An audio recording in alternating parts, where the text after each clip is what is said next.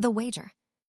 Les Shinatop entered the large villa located in the forest of darkness' easternmost reaches.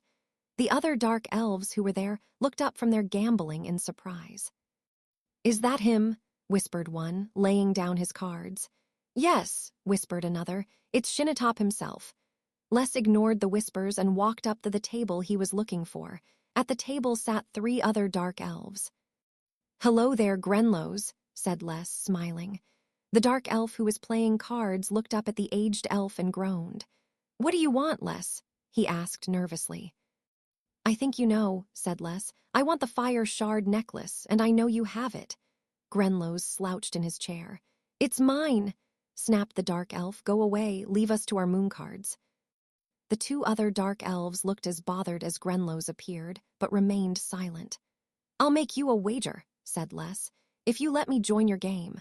I'll wager my brass ring of terror as an ante. If you win, you get to keep the ring and your necklace. But if I win, I get both the ring and the necklace. How does that sound?" Grenlow's mouth dropped open in shock. "You want me to wager my necklace? I don't know, Les." One of the other dark elves at the table, large and eye-patched, stood and left the table with a snort. Grenlows turned back to Les. "See," he said, "you're scaring away my players. Get lost." Les reached for his finger, which was hidden by the sleeve of his robe. He pulled off the brass ring and set it on the table in front of Grenlows. The dark elf's eyes glistened as he examined the piece of jewelry. "It's worth a lot," said Les persuasively, "and it's very powerful. Won't you reconsider?" Grenlows handed the ring to the remaining dark elf at the table so he could examine it as well. "Wow," said the other, "it's beautiful and heavy. Where did you find such a treasure?" Les grinned. "That story is for another time," he said. "Just know that it will serve you well if you win it." Les was confident in his ability to win both items, and he had no intention of losing either one. "What kind of powers does it hold?" asked Grenlows, taking the ring back from the other elf. "It causes earthquakes when the wearer puts it on and is in danger. It has come in handy many times for me on my adventures. So, shall we play?" Grenlows stared at the ring as if it had some kind of enchanting power over him. "Yes," he said, "let's play." So Grenlows shuffled the mooncard deck and began dealing out the cards to the players. "Aren't you forgetting something, Grenlows?" said Les, raising an eyebrow.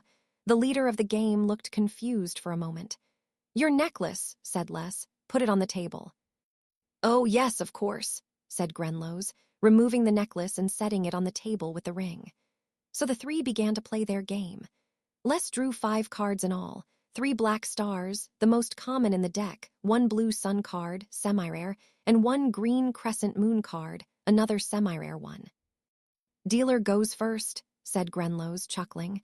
He laid down a green leprechaun card in front of him. "That's 5 points for me," he said. "You keep score, Ilvas," he told the other elf playing with them. It was now Les's turn to play a card. He laid down his green crescent moon card. "Ha," he said.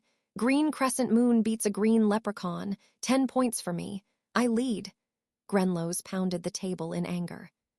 "Calm down, Grenlows," exclaimed Ilvas.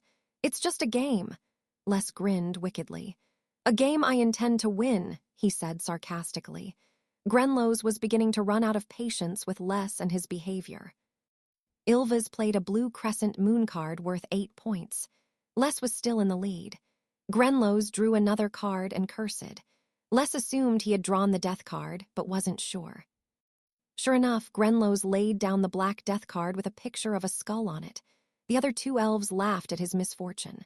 "You lose all your points," said Les, smirking. Grenlows pounded the table again as they continued to play. Les drew another card as well. He drew the red ace of snakes, a very rare card. He quickly laid it down and grinned.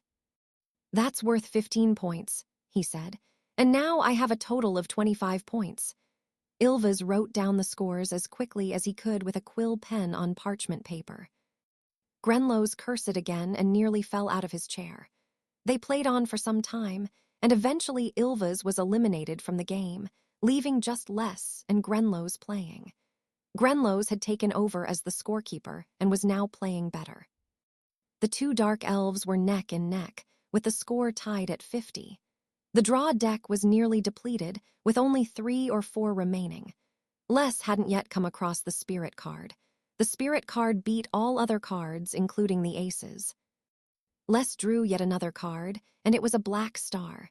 He cursed his luck. He played a dismal hand of an orange leprechaun card worth only 4 points. He now led by 4 points. Grenlows jotted down the points, then drew a card for himself. He cursed. It was another orange leprechaun card. They were tied again at 54. Les hoped for the best as he reached for his last card. He hesitated, then drew. To his delight, it was the spirit card. A wide grin spread across his face. He confidently laid it down in front of him. "I win," he said. "No," exclaimed Grenlows, "it's not over yet." The other elf drew the last card. It was a yellow sun card worth 7 points. The spirit card was worth 50 points. Les was indeed the winner. "No," shouted Grenlows angrily. "You cheated." He reached for his dagger and flung it towards Les, who dodged the blade just in time. The dagger stuck into a wooden beam across the large room. When the other gamblers saw what was happening, they ran for the exit of the villa, carrying all the coins they could with them.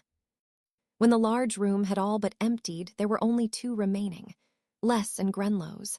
"I won fair and square," exclaimed Les, reaching for his daggers. "You won't take my ring or the necklace." As the dark elves began to fight, Les was careful to remember where the 2 magical items were so he wouldn't lose track of them. Grenlows pulled out another dagger and ran at the older elf. He swung the dagger, missing.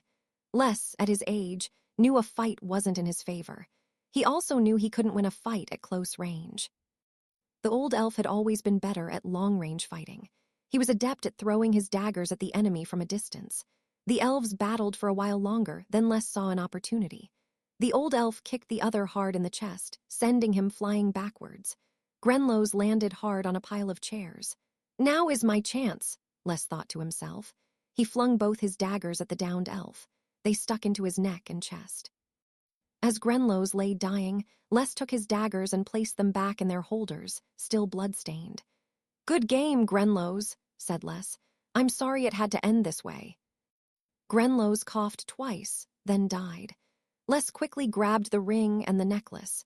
He tucked the magic items away into his inner robe pockets, where prying hands could not reach them.